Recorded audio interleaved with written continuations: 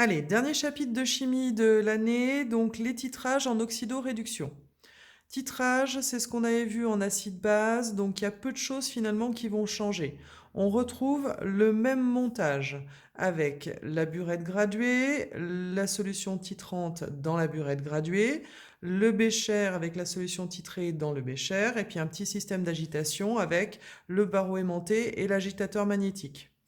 La seule différence, je vous l'ai noté ici, c'est que comme on n'est pas en acide base, mais qu'on est en oxydoréduction, eh bien on n'aura pas besoin d'avoir un pH mètre et une sonde. Voilà pourquoi votre montage il est simplifié. Au niveau des caractéristiques de réaction, eh bien la même chose, la réaction de titrage, elle doit être rapide, totale et unique. La seule différence, c'est pour le repérage de l'équivalence. Autant en acide base, eh bien, on repérait l'équivalence en faisant un graphique, la méthode des tangentes, etc. Donc c'était assez long. Autant là, simplement, on va guetter visuellement le changement de couleur dans le bécher. C'est-à-dire qu'à un moment donné, vous l'avez vu dans la vidéo précédente, à une goutte près, eh bien, on va avoir un changement de couleur dans le bécher. Et pile à ce changement de couleur, on saura qu'on est à l'équivalence.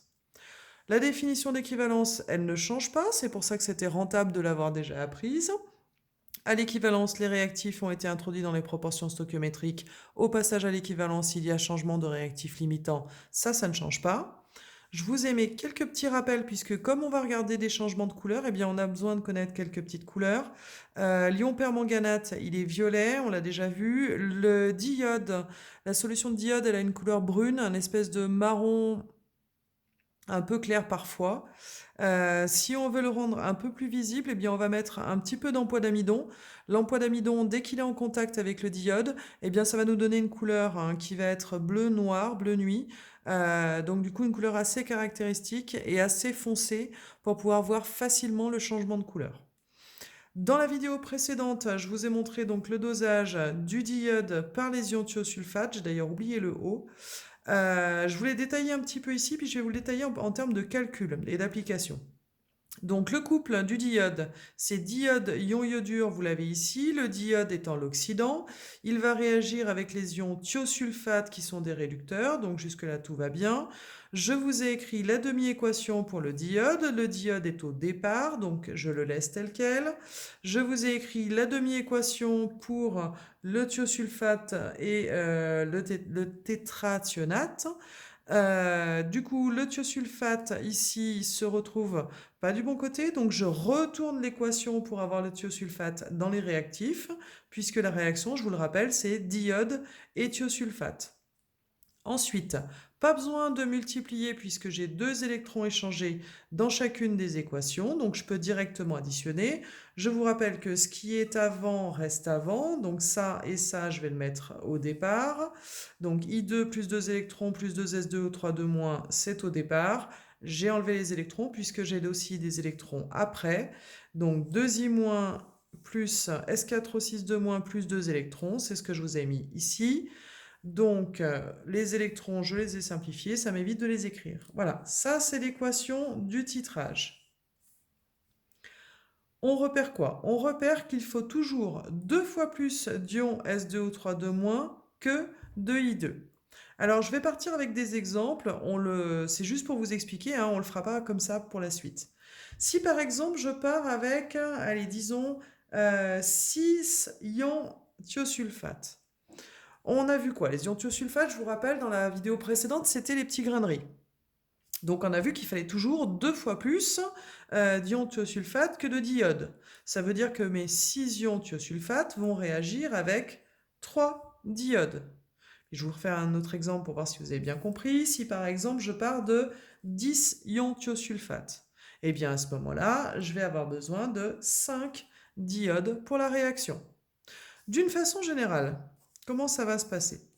Eh bien, si je pars d'un certain nombre, on ne sait pas combien pour l'instant, de S2O3 il va me falloir quoi? En termes de diodes, eh bien, il faut toujours une quantité de diodes qui soit 2 fois moins élevée, 2 fois moins grande que celle des S2O3 D'où l'équation que vous avez ici, qui lie les quantités de matière, de diodes et de S2O3 . Alors ce 2, il vient d'où? Il vient du 2 que vous avez ici. En fait, je divise la quantité de matière dS2O3 par le coefficient qui est devant, et c'est égal à la quantité de matière DI2 divisé par le coefficient qui est devant. Il n'y a pas de coefficient, donc c'est 1 divisé par 1. Ça sert à rien. Voilà pourquoi je ne vous l'ai pas écrit ici. Alors là, je vous l'ai mis pour la suite pour que ce soit plus joli. Je vous rappelle le lien concentration-quantité de matière. Eh bien, N égale C fois V. La quantité de matière en mol est égale à la concentration en mol par litre fois le volume en litres. Si j'applique ça pour I2, je vais donner quoi? Je vais donner C de I2 fois le volume de I2, c'est-à-dire la concentration de I2 qu'on ne connaît pas, puisque c'est la solution titrée, multipliée par le volume de I2 que j'ai mis au départ dans le bécher. Et ça, c'est égal à quoi? Eh bien, regardez ici, on a N de S2O3 de moins. Je peux donc le remplacer par C de S2O3 de moins fois V de S2O3 de moins divisé par 2. Ce V de S2O3 de moins, c'est quoi? C'est le volume de solution titrante que l'on a versé pour arriver à l'équivalence.